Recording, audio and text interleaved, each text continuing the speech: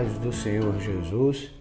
Eu gostaria de iniciar as minhas palavras agradecendo a Deus, regozijado no Senhor, por já estarmos aqui diante da lição número 13 do terceiro trimestre da Escola Bíblica Dominical, que tem por título A Vigilância Conserva Pura a Igreja.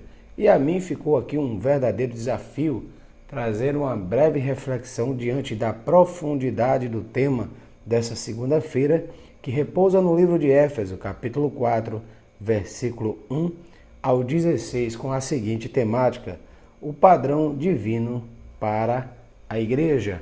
Portanto, já nos debruçando na palavra do Senhor, assim diz a palavra de Deus: rogo-vos, pois eu, prisioneiro no Senhor, que andeis de modo digno da vocação a que fosse chamado, com toda humildade e mansidão, com longanimidade, suportando-vos uns aos outros, esforçando-vos diligentemente por preservar a unidade do Espírito no vínculo da paz.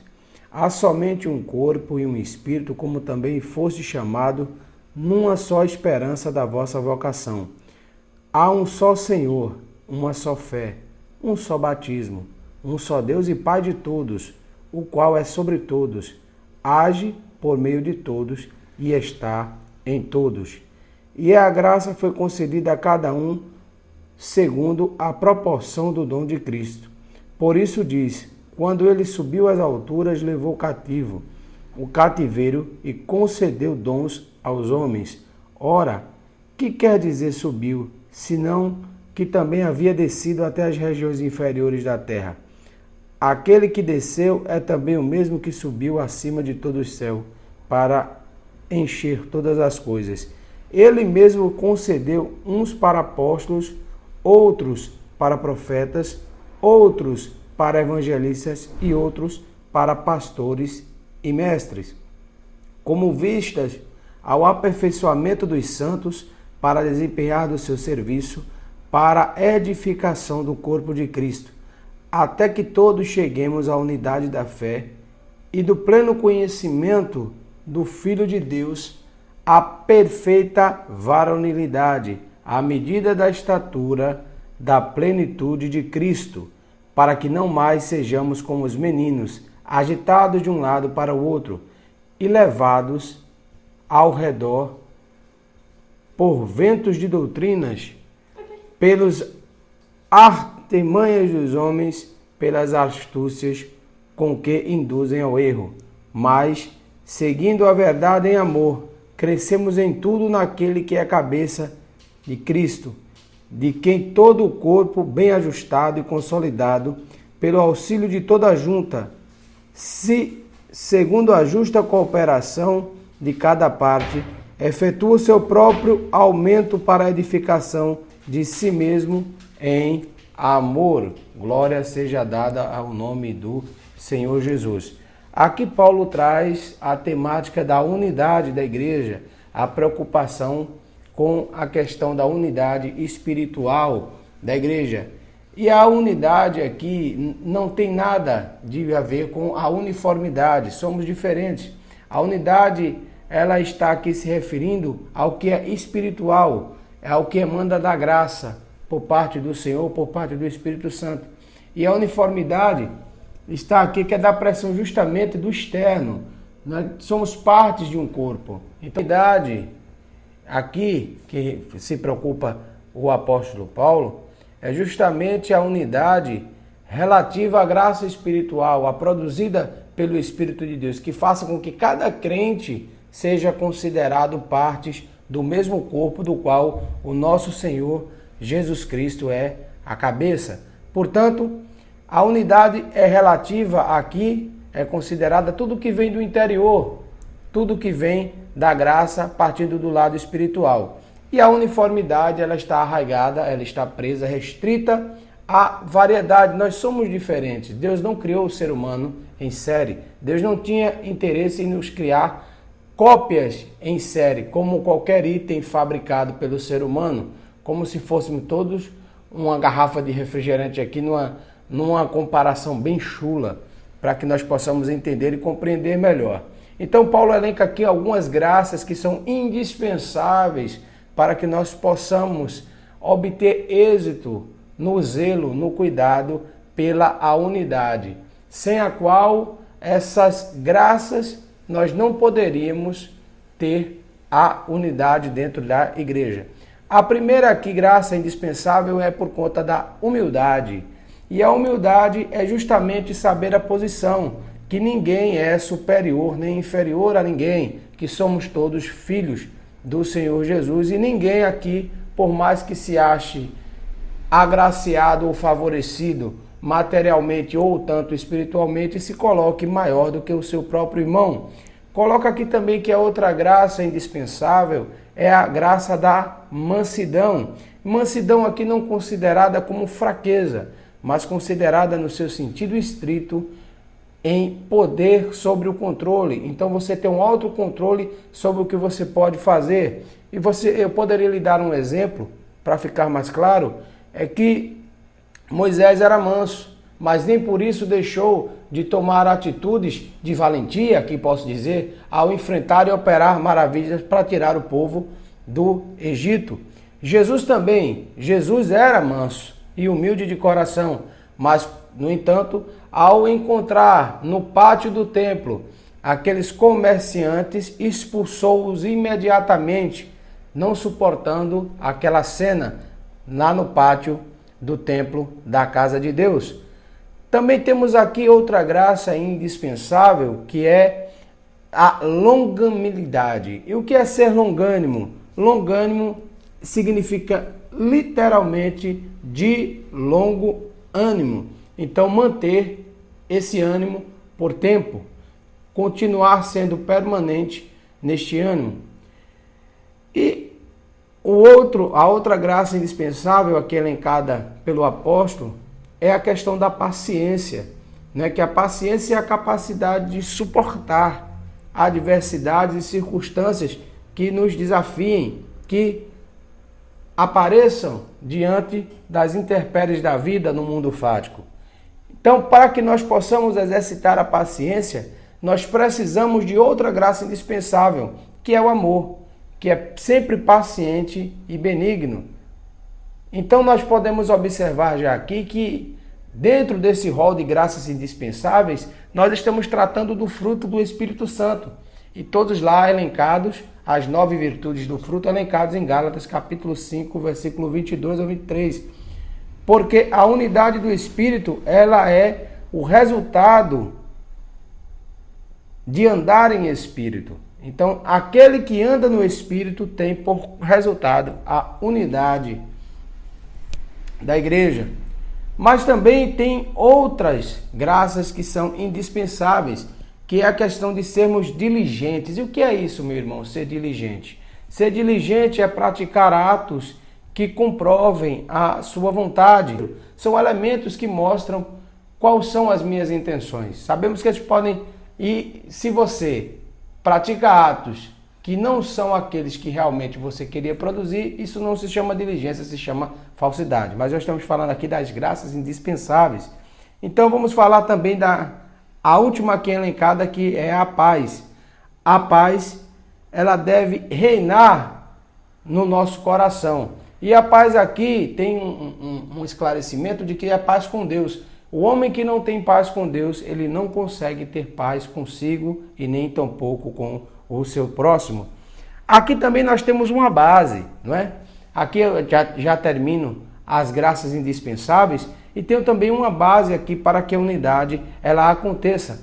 Elenca-se aqui alguns dos elementos que servem de estrutura de base para que nós possamos consolidar a igreja como unidade. Primeiro, Paulo elenca aqui que nós somos um só corpo, evidenciando que nós somos um corpo de Cristo a partir do momento da nossa conversão, em que nós aceitamos Cristo como o Salvador da nossa vida. E ninguém pode dizer que Cristo é o Senhor se o Espírito Santo não o mostrar, se o Espírito Santo já não agir sobre ele. Então, já por ação imediata do Espírito Santo de Deus, nós estamos agora arraigados em um só corpo, ainda que diferentes, cada um com a sua função para o bom andamento da estrutura do corpo por completo.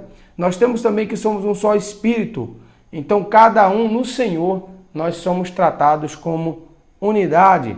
Nós temos também uma única esperança na nossa vocação.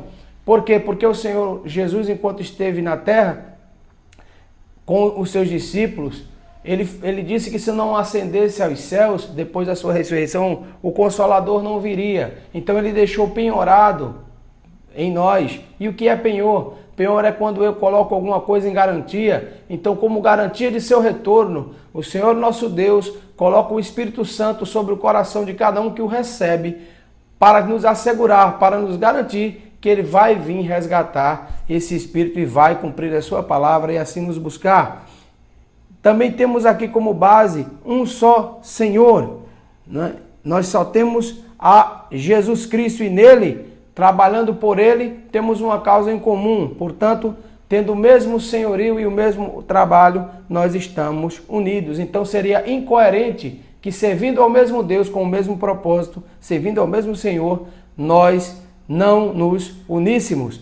Também temos aqui uma só fé, ou seja, professamos a mesma fé e a fé, ela é um fundamento para que essa união ela tenha liga, ela tenha resistência. Por quê? Porque independentemente da interpretação doutrinária que nós possamos ter, a falta da fé, ela afasta a união na igreja. Um só batismo, e aqui acentuo que Paulo está tratando do batismo da conversão, quando nós aceitamos ao Senhor Jesus Cristo, que torna cada um de nós partes integrantes do mesmo corpo. Então todo aquele que recebe ao Senhor Jesus como Salvador, ele passa a integrar o corpo do Senhor juntamente com cada servo de Deus. E um só Deus e Pai. Acentua aqui essa condição de que Paulo, ele sempre está preocupado em trazer a menção de que o Senhor Deus, ele é o nosso Pai. E também é interessante dizer que na oração do Pai Nosso, nós não dizemos meu Pai que está no céu. Nós dizemos Pai Nosso que está no céu. Colocando assim um sentido de coletividade. Então, por isso, nessa verdade, seguindo em amor, porque nós não podemos justificar aqui os fins. Os fins não justificam os meios aqui também. Então, a verdade ela deve ser seguida em amor. E já cumprindo aqui o meu grande desafio, né? Já está ficando um pouco extenso essa minha breve reflexão acerca do padrão divino para a igreja, o padrão que o Senhor Deus estabeleceu e pensou para a igreja. Eu tenho aqui alguns dons da unidade elencados. E antes de lhe dizer quais são esses dons, é preciso atentar para uma diferença muito sutil, coisas específicas. Existem aptidões naturais, pessoas que têm um dom, como chamamos, né? Aptidões de facilidade em aprender música, em aprender matemática, se expressar com arte de pintura. Então, são pessoas que expressam aptidões naturais para agregar na sociedade coletiva de modo secular, de modo material. E aí, noutra vertente, nós temos os dons espirituais, que servem à igreja para auxiliar nos fundamentos e no bom direcionamento da obra do Senhor, no crescimento individual de cada cristão como crente, como representante do Senhor Jesus aqui nessa terra. Elencou aqui o nosso apóstolo Paulo, ele ainda elencou algumas posições, do qual alguns são separados, e ele deu a saber aqui 4 posições. A primeira, ele fala dos apóstolos, e nós podemos aqui já estar diferenciando o que é um apóstolo e o que é um discípulo. Um discípulo era um seguidor ou um aprendiz. Um apóstolo, ele é representante instituído por Deus, ele representa Deus. Então, em segundo aqui, ele fala, outros foram separados a profetas. Esses, quem eram os profetas? Na vida secular, alguns consideram o profeta como adivinhos do futuro, mas isso aqui não tem respaldo bíblico. Por quê? Porque o profeta, ele proclama a palavra de Deus, e a profecia, ela sempre tinha o propósito de edificar, exortar ou consolar a igreja do Senhor. Então, nós acentuamos também aqui que essas duas finalidades, essas duas funções, esses dois ministérios aqui, eles perderam uma expressão. Não que eles não fossem importantes à sua época, eles tiveram importância, mas de sobremaneira porque a palavra de Deus ainda não tinha sido, a Bíblia não estava na mão dos irmãos. Então os apóstolos, como poderiam eu saber, se vivesse no Antigo Testamento, da vontade do Senhor? Foi através dos apóstolos e profetas que lançaram os alicerces da igreja, que os demais agora trabalham para que a igreja se expanda, cresça sobre a face da terra. Portanto, o terceiro agora que nós vamos analisar, o terceiro dom de unidade é os evangelistas.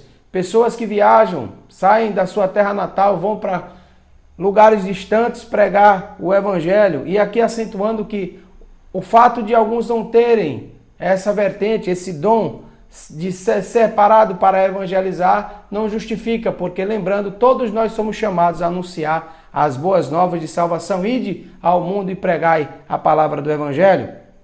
E por último aqui, já me estendendo, nós temos os pastores e mestres. Aqui eu tenho uma outra observação. A observação que nós temos aqui é que ele não colocou pastores e outros mestres. Então aqui é um cargo só com dois ministérios. Esse cargo ele deve alimentar e conduzir o rebanho, sempre com a ideia de que o que vai alimentar e conduzir os irmãos, o que conduz a igreja é a palavra de Deus. Me perdoem se eu fui um pouco mais que corrido, mas é que o tema é realmente vasto, extenso e rico em assuntos relacionados ao padrão divino para a igreja. E é esse o padrão que o Senhor Jesus, ele quer para a sua igreja. Todos nós unidos, arraigados no Senhor, alicerçados em amor, vivendo em verdade, para que nós possamos glorificar o seu nome aqui na terra. Essa foi a minha breve reflexão. Um grande abraço a todos e até a próxima, em nome de Jesus.